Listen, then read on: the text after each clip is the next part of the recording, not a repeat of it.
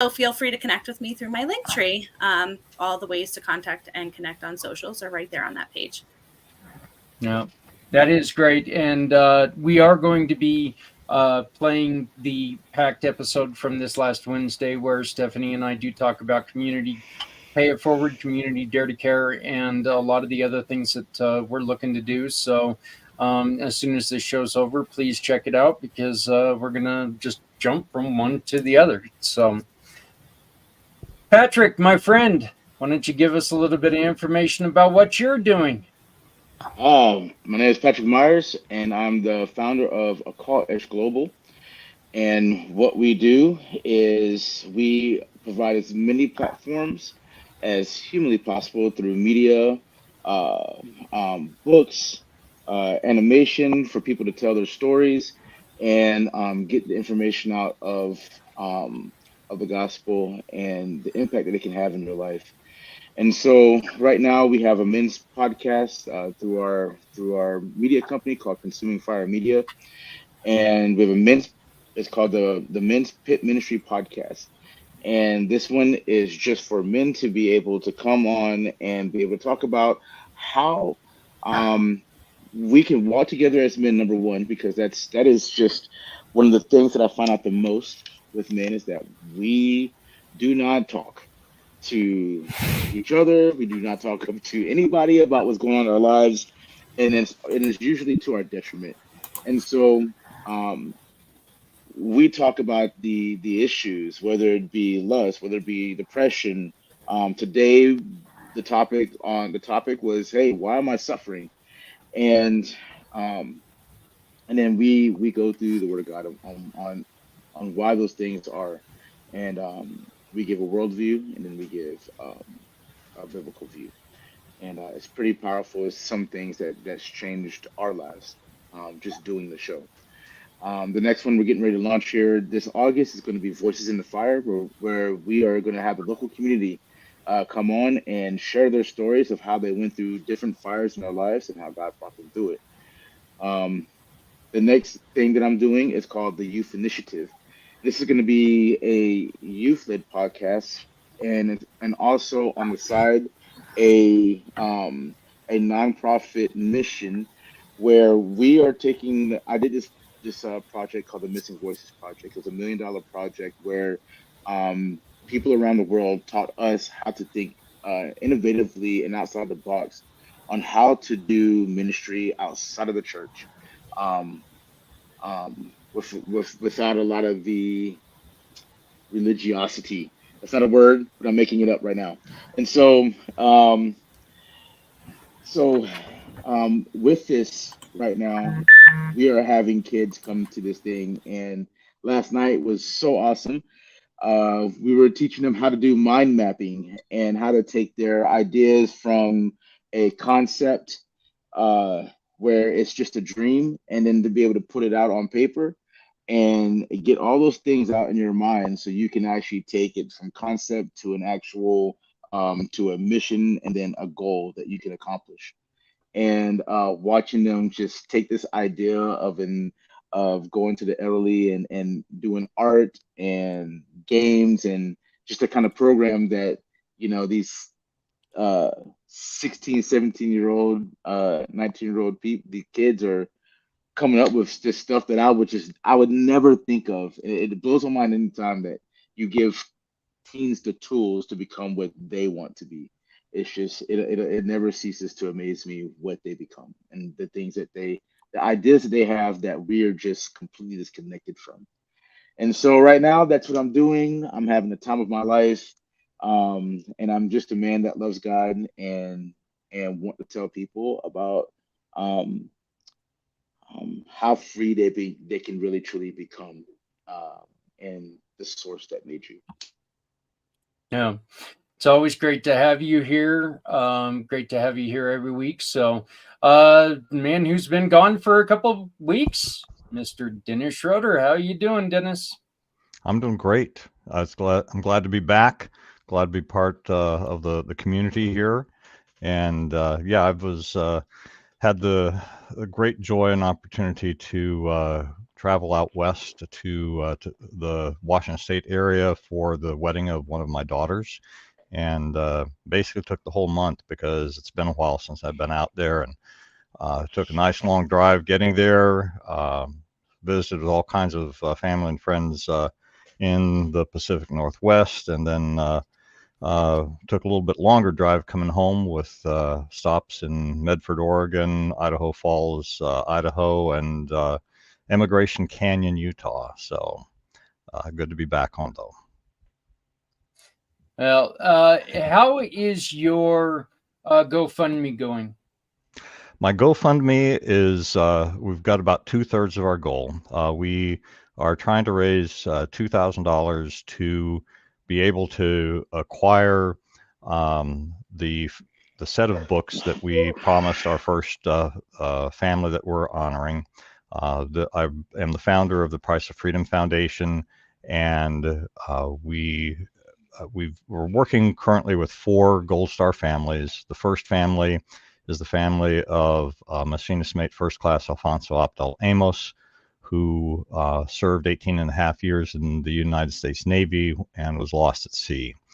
What we promise all of these families is that when we have completed our work and we have a written book that we've produced, that we will gift a copy of that book to them so that they can have something to hand down to future generations.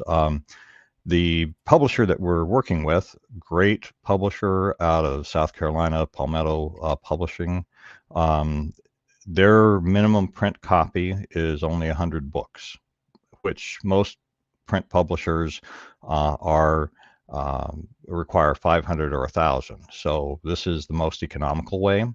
And yet it's still to print a hardcover book with the middle section having captioned photographs on glossy paper, something that print on demand cannot do. It's still about $20 per book shipped. So we need to raise $2,000. We have raised $1,330 thus far, so just shy of 2/3 of our goal. And we're still looking for that support to help us get to that spot, so that we can then gift those to the family and those who have participated in the research that we did to bring this book together. We've also been offering those that donate. If they donate $40 or more, then they will also get a copy of the book, because we do not have 100 people that we're promising these books to give for free. So in fact, I'm certain we don't have even 50. So anybody who donates to our GoFundMe cause and wants a copy, they'll get a signed copy from me. Oh, that's fantastic. Just to let everyone know, the link to the GoFundMe page is in the chat. So going ahead, or in the comments. So all you got to do is click on that, and it's going to take you to the GoFundMe page. You can support Dennis and everything that they're doing just by simply, look, no amount is too small. This is not some of these bigger organizations where, they're more likely to lose $10 than to use $10. This is an organization that's going to use $10 and love you for it. So right, absolutely. We certainly appreciate and acknowledge every person who donates $1 or more. We have no paid staff. We are tiny at this point, and we operate with volunteer labor at this point. And in fact, almost, I'd say, every service that we make use of has discounted their rates in acknowledgement of that.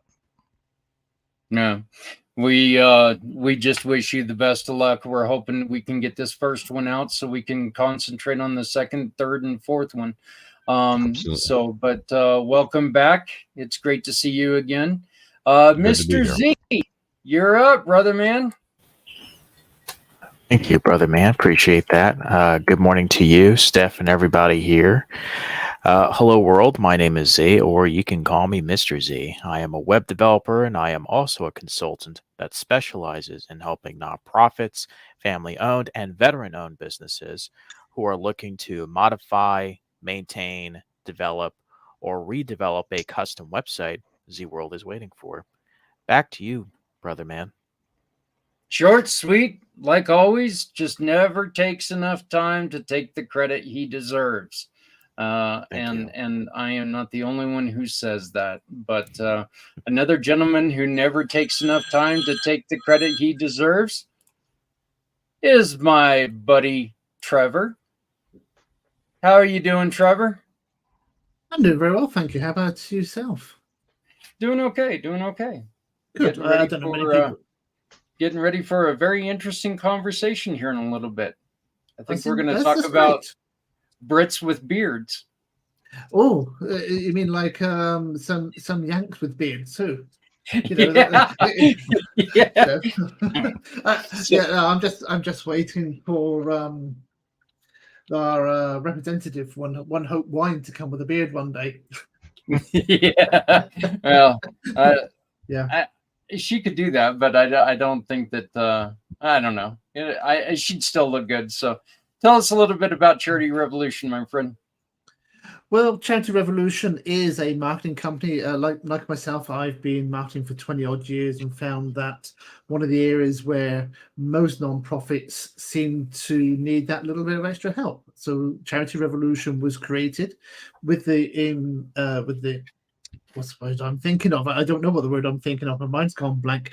But the idea was that being a kind-hearted person and always wanted to give back and help the community, it was a way to bring charities into the realms of marketing their charity so that they could get out there, get the word out there, find ways of doing things on a more economic way without having to be scared away by saying, oh, go and talk to a marketer. Because we all know that marketers are great at what they're doing, but for some reason charities and marketing seem to be far distant from each other.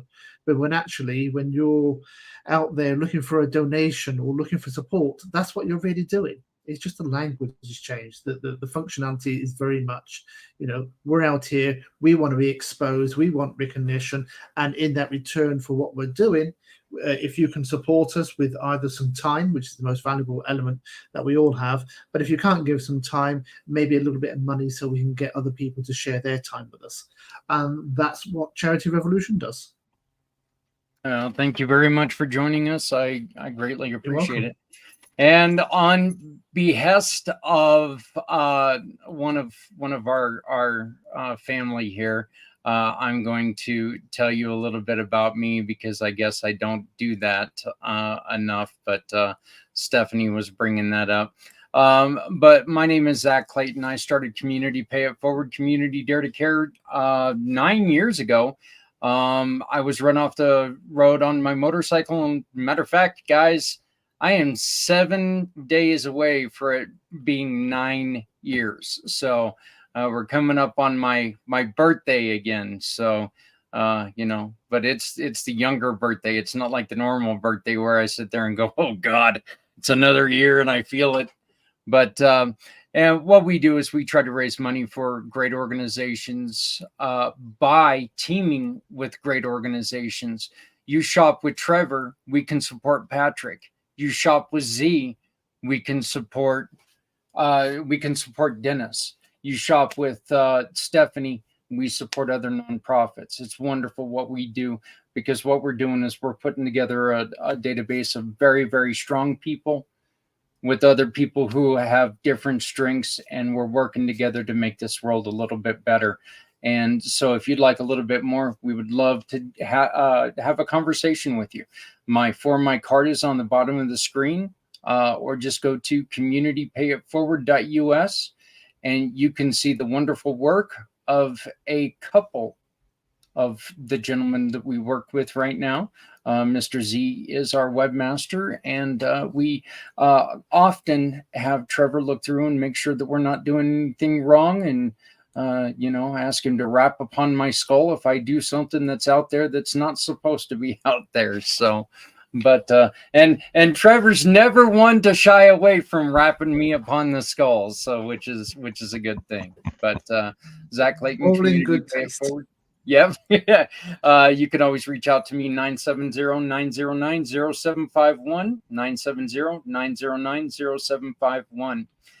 Hey guys, as guys and gal, we were talking earlier a little bit before a couple of you guys came on, but we do not have a guest today.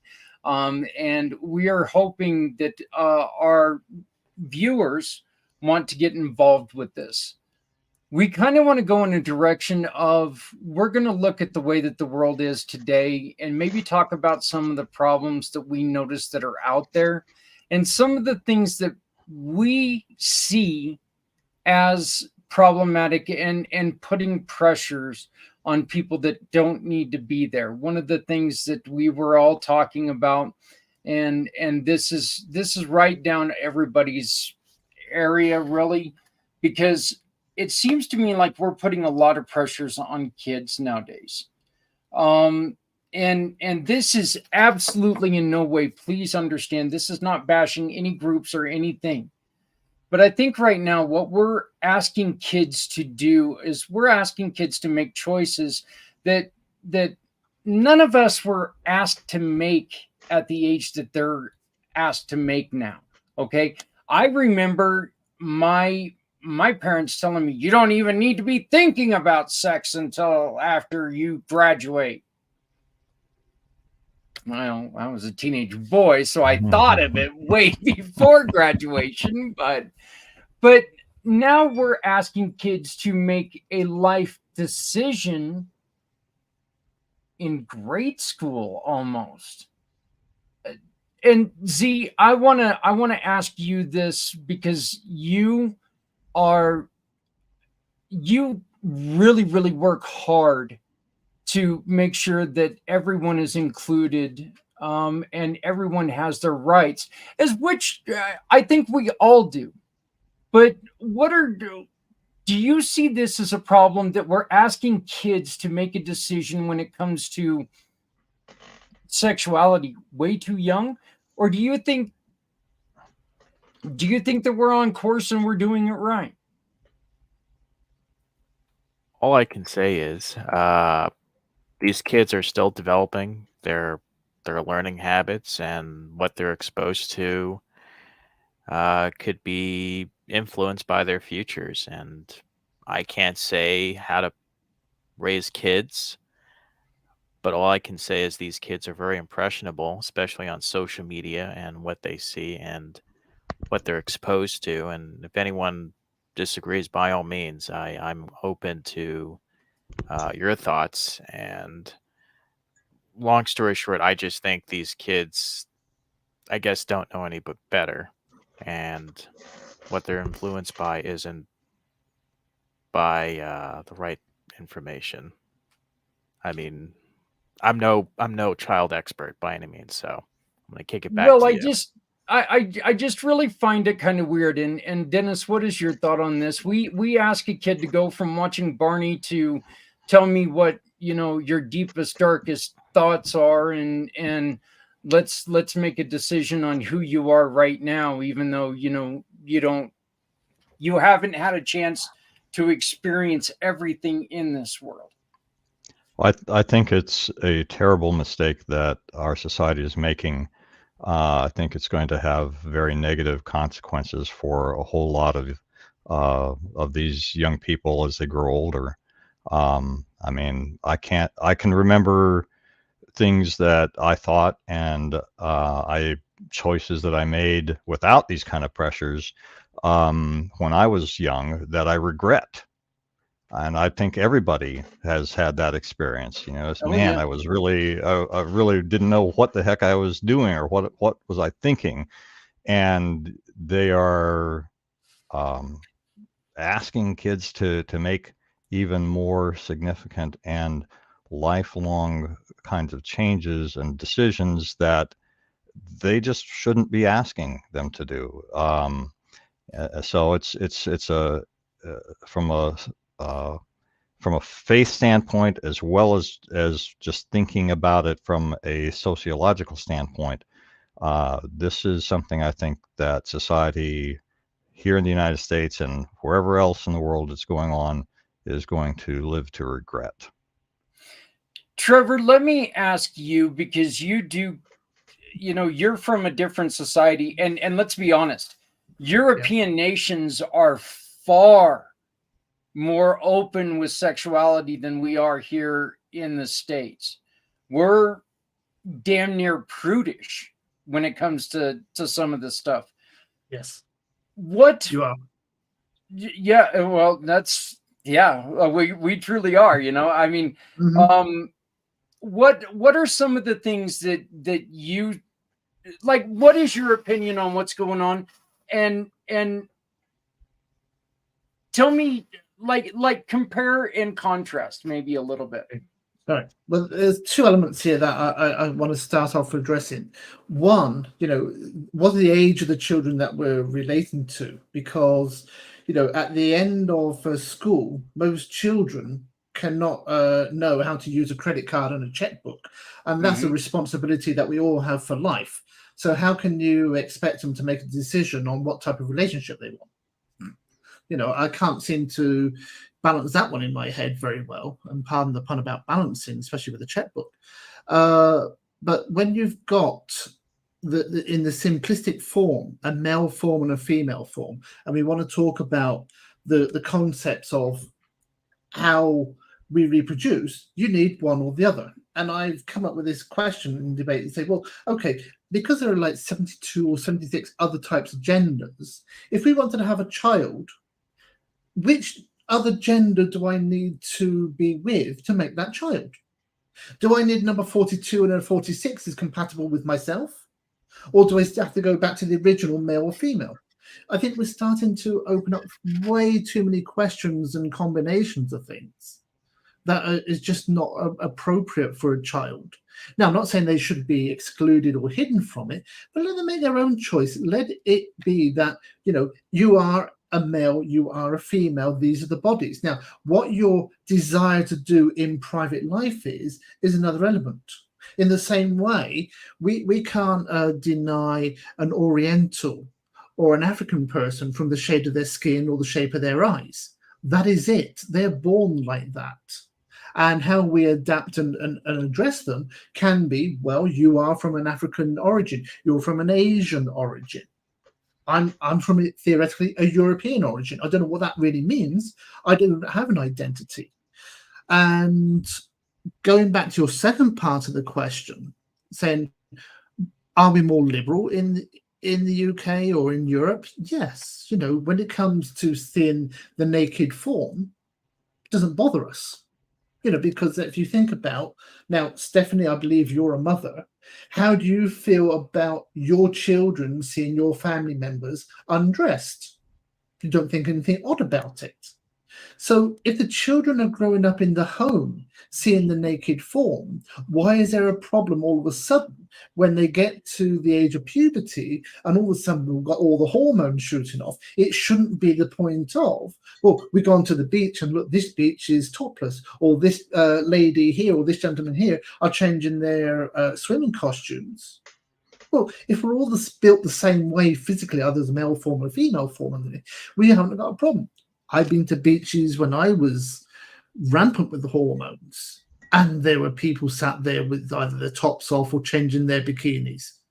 Did it mean that I had to shout out and be abusive or vulgar? No. You just took it because it wasn't the appropriate place or the appropriate time. And I think the more you hide this, and I've seen this on American TV, you have a woman with a very large chest. So therefore she wears a t-shirt and there's some cleavage showing.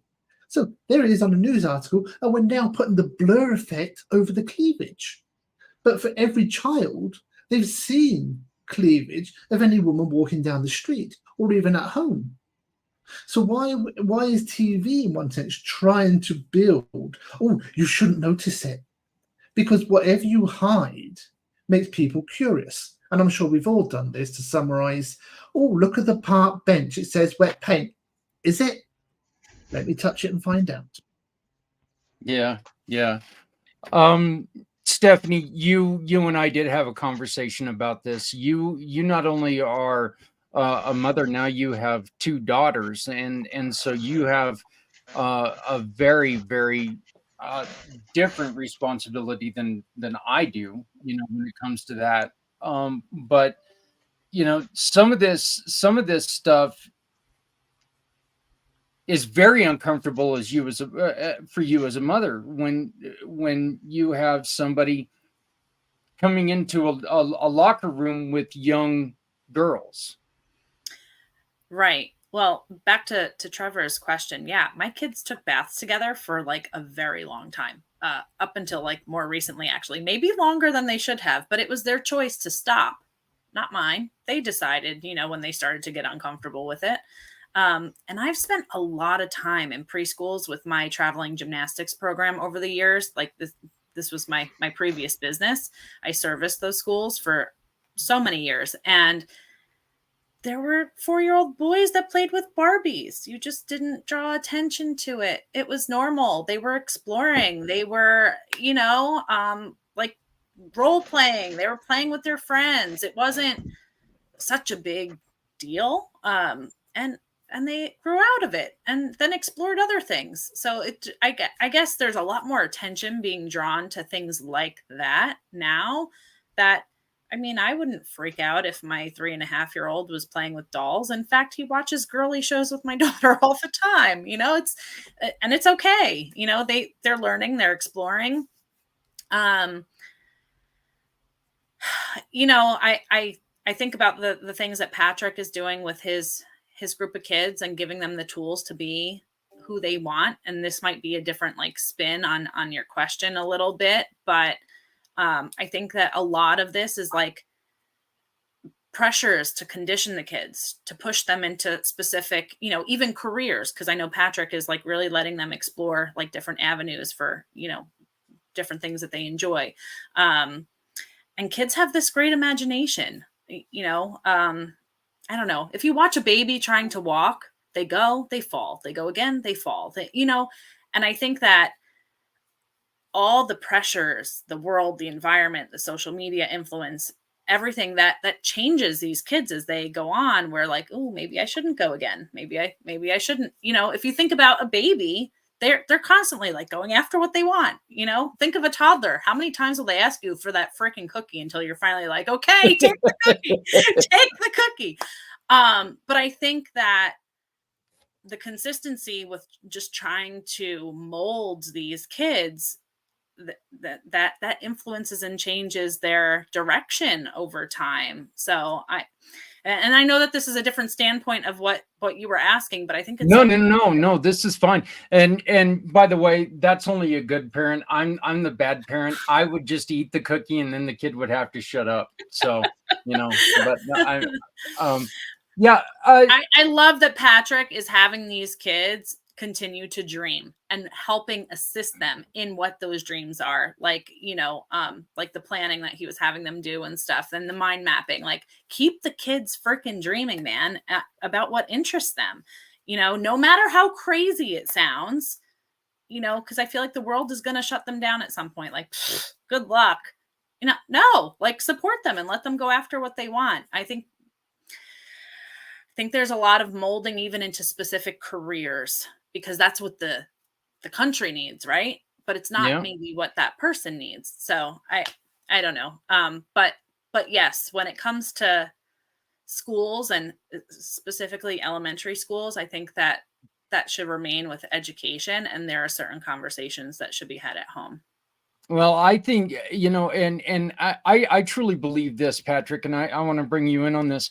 I believe that everybody should have the right. We live in America. We should have the right to do what we want.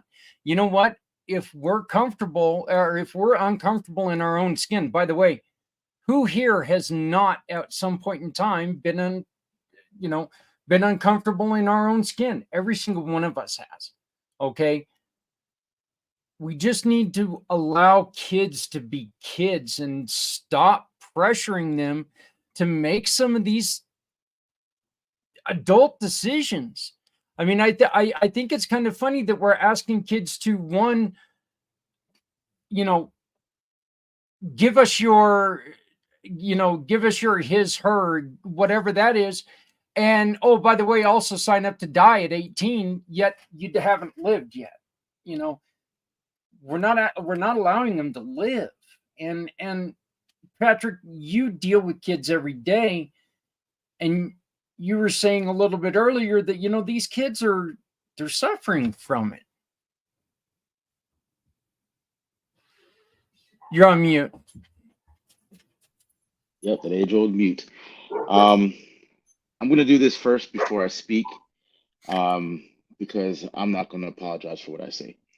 Then, Father, I thank you for this day and this opportunity to be able to speak, Lord. I pray that you remove me from me and my opinions, Lord, but only speak your truth, and to be wise, but also to be bold in the things that I say, and because my accountability is to you first before any man, woman, or child.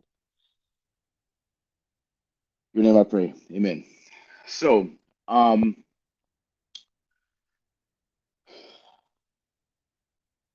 man,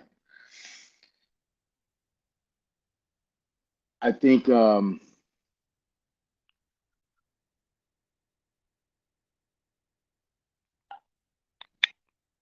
problem is, here's the thing, right? If any of you were to come to my house and start to have a sexual conversation with my kid, right? You probably won't walk out of that house alive, right? If I was to walk into your house and just start having a conversation about what I think sex should be like for your kid, insinuating anything, coming into the bathroom with your kid and using the bathroom and just being like, hey, my body's free, you can just look at it and all that other kind of stuff, you would kill me. That would be the fact. Am I wrong in that? I'm not wrong in that. And so we have taken kind of a a passive way of thinking because we don't want to go against what the world is doing when it comes to this, because that's exactly what they're doing. They're coming into, the thing is that until your child leaves the home, you are their fortress. You are the gatekeeper of everything that comes into their mind and that affects their soul. You as a parent, me as a parent, we are the gatekeepers. And what I have seen, and from what these kids tell me, that we as parents have lost the keys to the gate. We have lost we have stopped holding the door, and when there's holes in the walls, we've quit patching them. That's the truth of things. And so right now what's happening is the kids are being bombarded and being bombarded. The world knows, if you want to really occupy a country, or you really want to do that, you don't just go just straight out and just go to war and then like send everybody into the fight. You don't do that. They do it slowly by indoctrination, right? So you go after the hearts and minds of the people. You go after the children. You go after you start changing the mind of generations. So you play the long game, because then you lose less people, and then the people fight themselves, and the people they are the ones that turn each other in and fight against each other. That's how you actually accomplish that goal without having to fire a shot, right? And so that's what's happening in America right now. When I'm dealing with these kids, I have never seen depression and anxiety and all that stuff on a level. I've never seen it on the level that I've seen it in 3 years. Like, I got injured in 3 years time. It was worse than what I've been doing in ministry for almost 10 years. It was actually almost 3 to 5 times worse in 3 years time, or a 2 years time actually, of being on my back, getting back up, getting back into the school system, dealing with these kids. It's almost 3 to 5 times worse than before that happened. That is in 3 years. That is insane. The fact that we have to have this conversation and even be talking about that, be talking about this is shameful. It's shameful on another level, that this is something that we have to consider talking about, is whether our kids can use a bathroom, our girls can go use a bathroom with a man, and then like we all know the implications of what that's going to do and the purposes of it and what happens in those places when that happens, right? We all know the dangers, but then we don't have the courage to be like, oh, this is not going to be allowed. We talk about it, but we don't do anything about it. And I'm watching the kids suffer because of it, because we have lost our way to do something about it. Because me saying this is going to cost me something. This is the fact of life. It's going to cost me something to take this stance. But I'd rather it cost me than that 14-year-old girl, that 9-year-old girl, or my daughter, or your daughters and your kids. I'd rather it cost me. I'd rather pay the price, because once they pay the price, it can never be unpaid, because that's what happened to me as a little boy. I took the cost and it messed me up for my entire life. So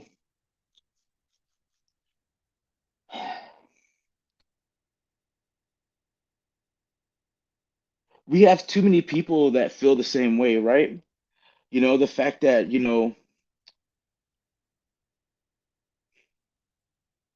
the fact that my right as a parent or as an adult to tell to the thing is, um, our rights are being taken away just to actually protect our kids. And that's a nefarious agenda and plot that's happening. And they can call it whatever they want to call it. They can call it tolerance, they can call it all that. But there's no tolerance for me to say, I don't want this for my child and I have to accept this. No, that should not be so. That's not tolerance. That's actually tyranny. That's actually you being able to dictate to me what I can do, but then I can't dictate, I can't protect my own child. And so these kids are telling me to my face that they cannot stand this. This is killing them. But then what they have to go through in school, where the teachers will say, will persecute them, the principals will persecute them, their own schoolmates will persecute them for just being like, well, I don't like they don't. A lot of them don't believe in that kind of stuff. They know that they're a boy. They know that there's a girl. They know that a freaking banana goes into the donut, and that's the only way it works. That's the facts. But then, like, if they have that opinion and that's what they feel, then they are not allowed to actually feel that, or you're shamed, you're ostracized. And then you want to talk about the books and the stuff that's being poured into our kids' minds. Like, like, it's just, let's just put it plain and simple. If I was to bring a book that talks about rape and all that kind of stuff, like here's a book, Perks of Being a Wallflower, that is like rape scenes and just how things are discussed in that book is an absolute craziness. But then it's allowed in the schools, for in the libraries, for kids to be able to read, right? And then so, but if I was to actually come to your house and sit down with your child and read that book, you'd put me straight in jail and wouldn't think twice about it. Bury the key up in the door. You wouldn't even bury the key. You'd melt that sucker down. I probably wouldn't even make it to the jail. And That so, is, Patrick, that's actually a really, really good point, because there are a lot of these things that, I'm not one for banning books, but I am definitely one for age appropriate. yes, absolutely. Age appropriate. The Age things that are appropriate. And happening. I think that's where a lot of this is going. Are we, and Stephanie, are we afraid of other people?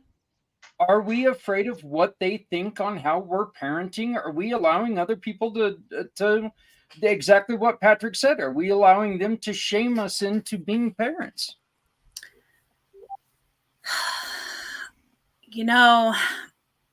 Like Patrick was saying, when there are too many holes in the walls, you quit patching them, right? And I think parents are so busy working. They're so busy working. Look at the prices of everything, guys. Look at the prices that have gone up. Families are struggling, just to make ends meet. They're so busy working to be really involved with their kids, really involved with their kids' school, who their friends are, who their friends' parents are. And I think that that's a big problem, because the kids then are getting the influence from their long days at school. When they're done with school, they come home, their screen time. What are they getting from their screen time? How much of their day is really influenced from their parents? Are they having dinner around the table, or are they having dinner on the go?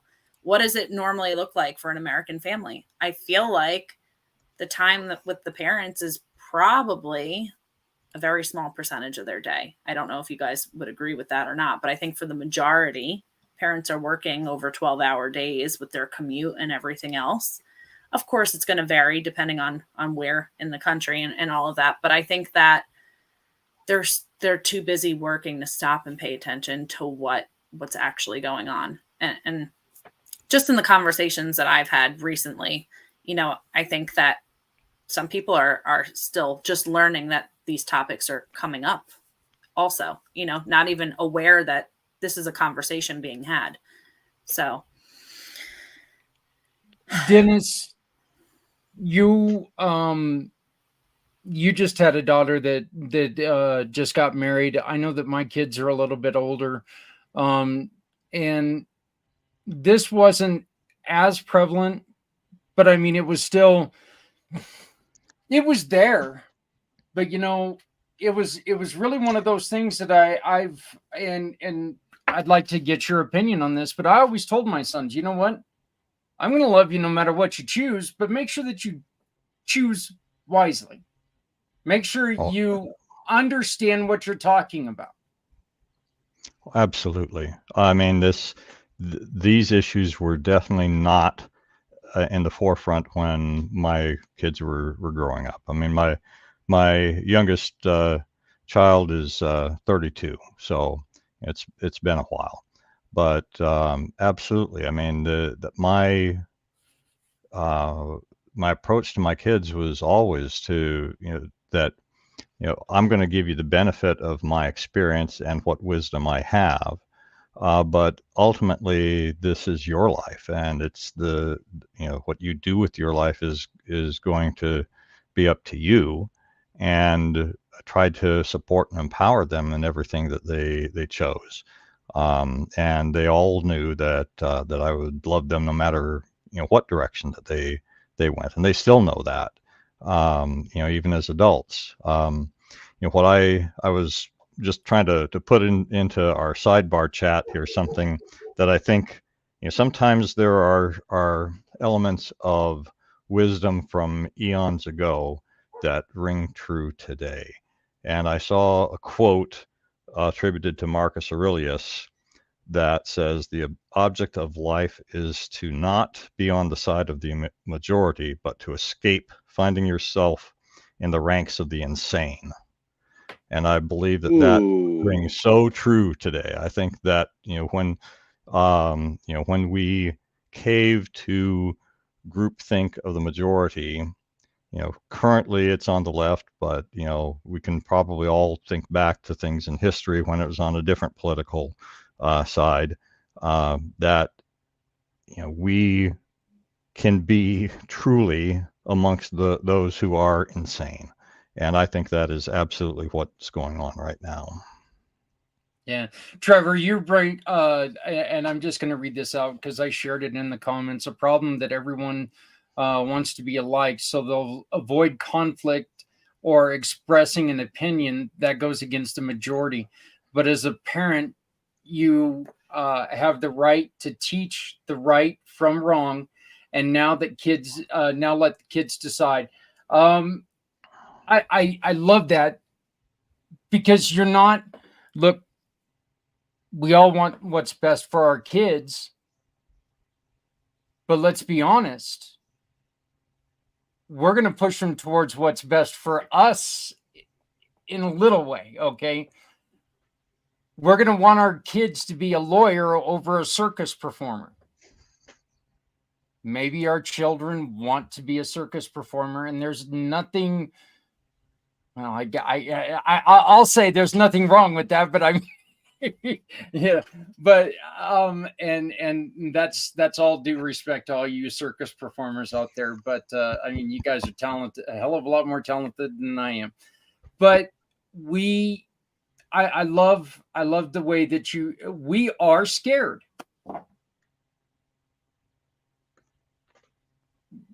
It's so true. I noticed this even today as adults. Whether it's a political view or whether it's a social view, you think twice before you comment now. And people don't allow people to have different views. If you don't like it, what do? I unfriend you.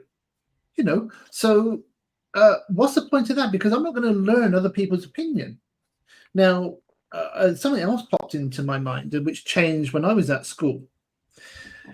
And I don't know if this still is a topic taught at school, but think about it. Is religion still taught at school today?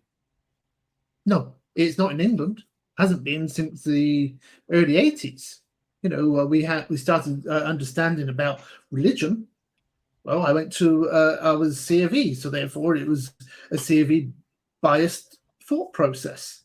But then all of a sudden, well, hang on a minute. What about all those that are not? So instead of teaching all religions and all point of views, no, we'll just take it all away. We'll just hide it away. And now I feel that I lacked a lot of, let's say, Christian teaching because they took it away.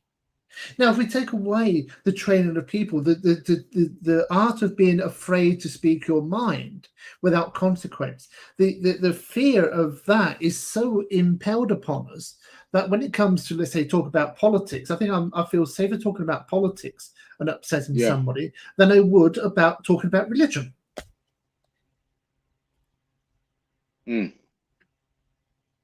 Z? You dropped the atom bomb on that one, Butter. Mm-hmm. Yes. You did. Z, again, as somebody who doesn't have kids, but you are younger than the good majority of us here. You know what? So I mean, I think you and Stephanie were probably right around in school about the same time.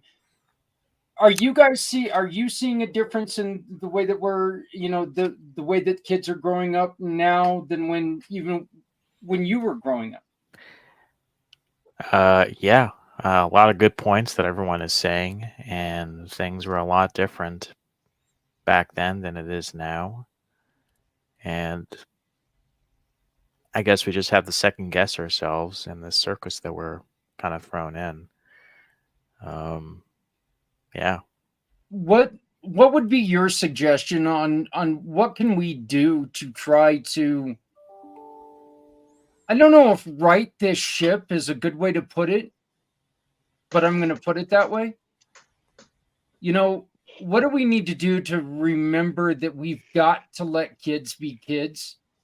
And we have a responsibility to kind of slow them down sometimes.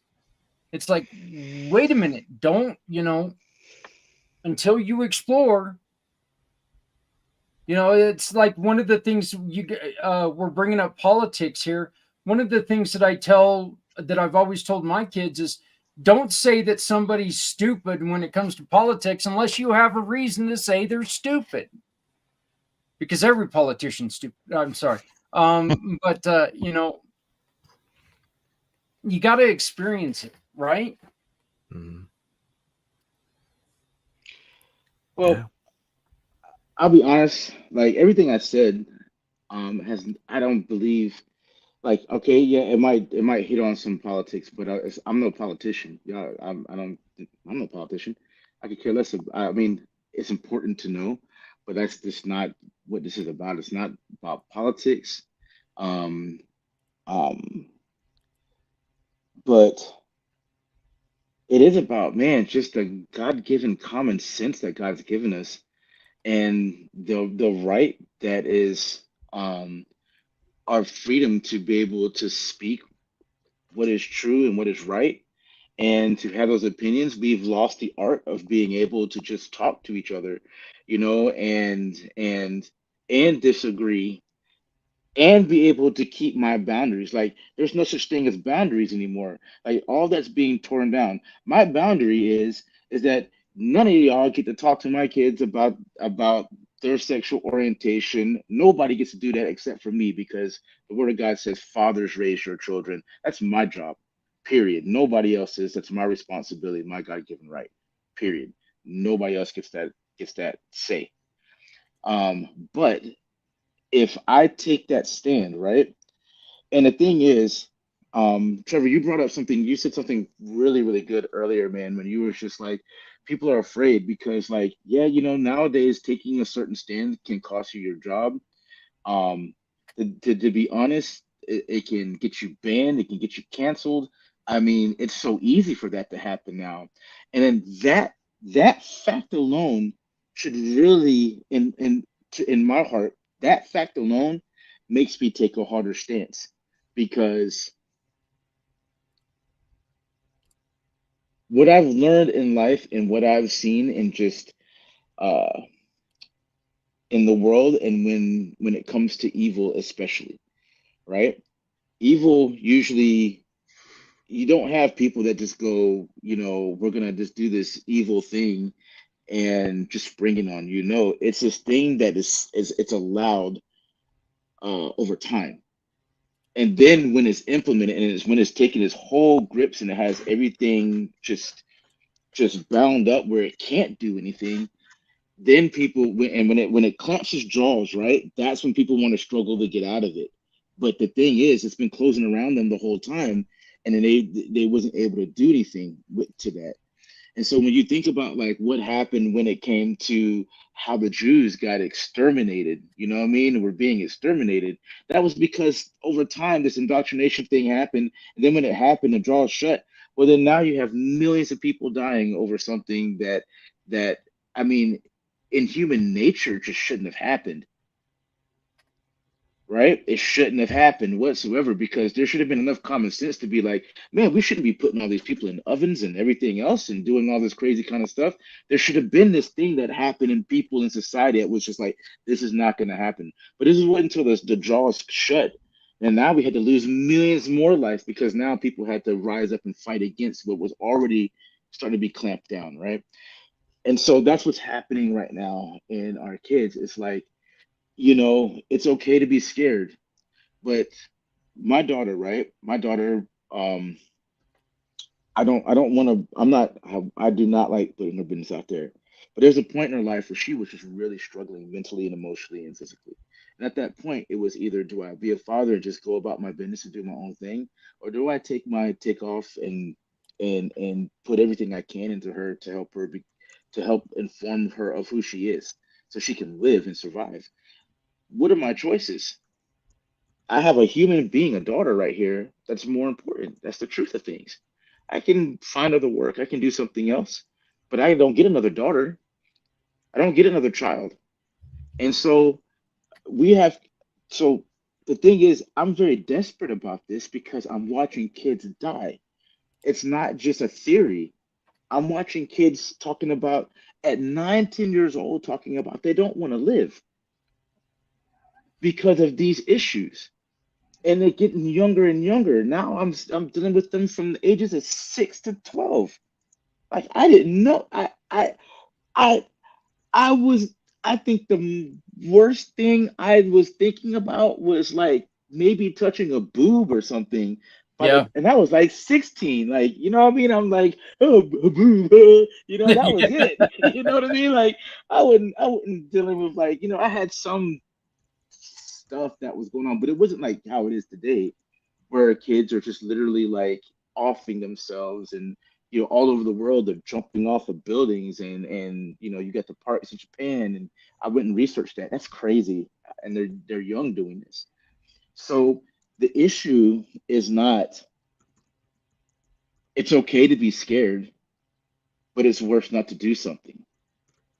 Like being Right. scared is part of every single person and warrior's life that's on the planet. Being scared is part of the human experience, but it's when we do not do anything, when we sit and we let things happen. So like a lion comes in, like you're a caveman, the lion comes into the to the cave and starts tearing up your people, well, it's okay to be scared that that lion came into that cave. What's not okay is if you don't pick up your spear and go kill that freaking lion. And so that's really the common sense that we kind of have to have. Not kind of have to have, we desperately need to have right now for our children, is to start being lions about our children. Right now, we're not, that is not the case of what I see. I can tell every week, you know how hard it is for so you had Joanna on here before, right? She wants to inform so many people about what's going on with the library thing. But the crazy thing about it is the more that you tell parents, the more they're like, "Nah, that's not right. That's crazy. That can't be happening." Or they won't even come to the actual meetings and show up and do something about it. But then they cry foul when their kids and their stuff and these agendas are coming up. They have so we I can't. I've been to so many of these kind of conversations, but then no action comes out of those conversations. The fact of it is we're having this conversation, we know what's wrong, then there's some measure of accountability that we should be taking for ourselves.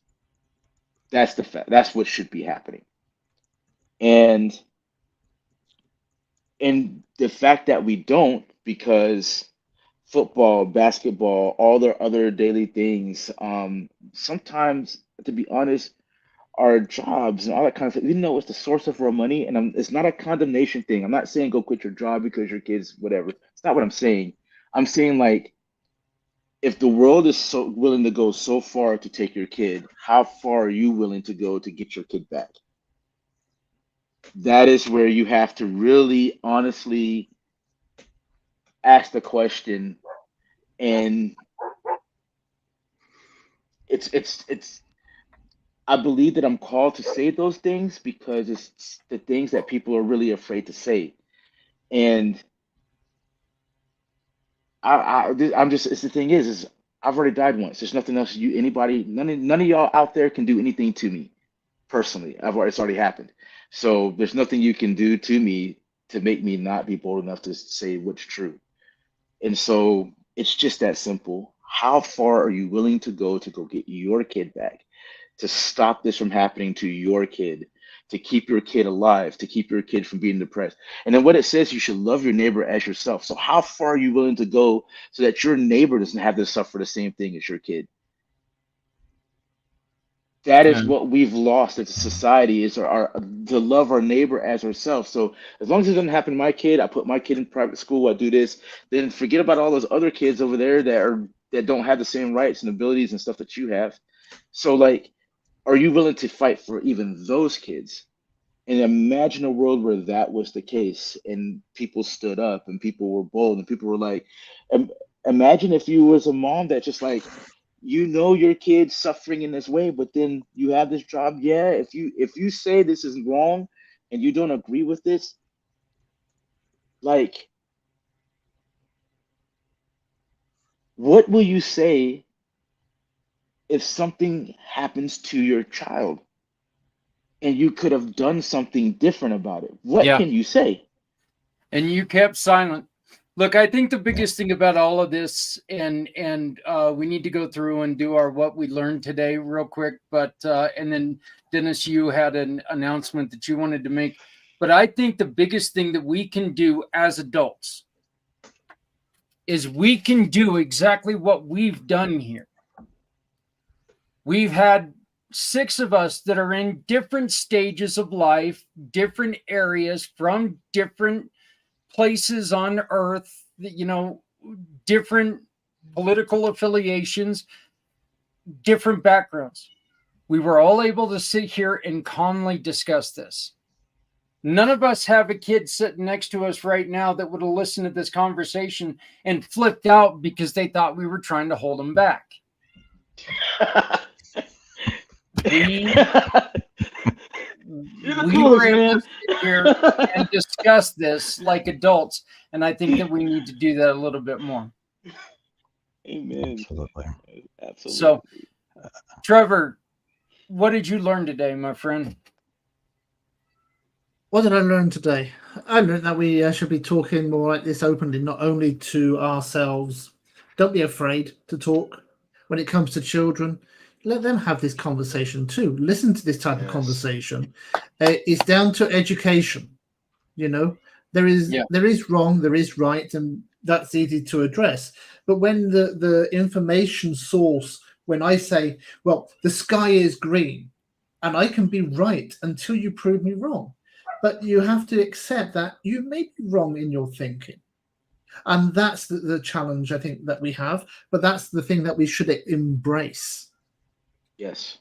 Very good, Trevor.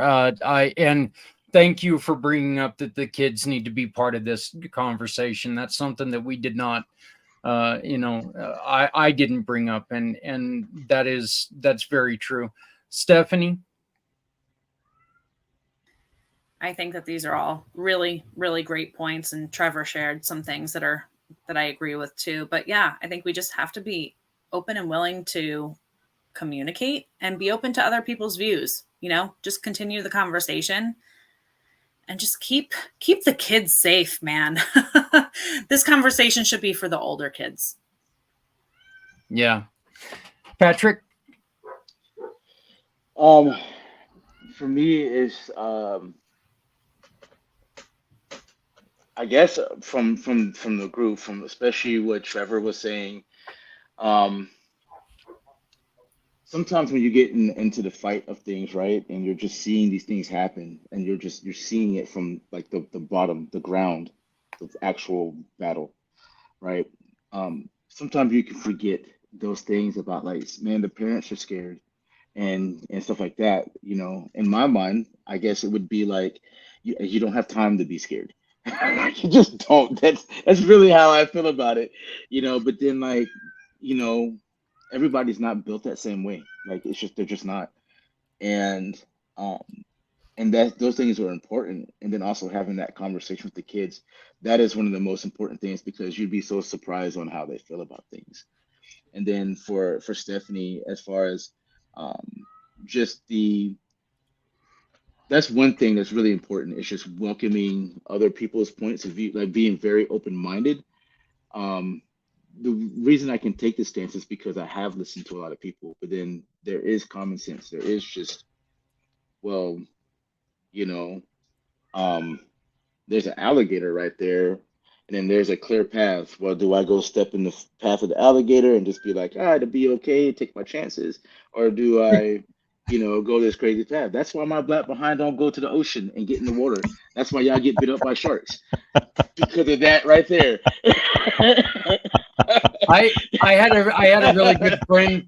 I had a really good friend that I was over the road truck driving with, Patrick, and he told me once a little nugget of wisdom that I think that you would like. He said, "You know why you never find that black people go missing in the woods?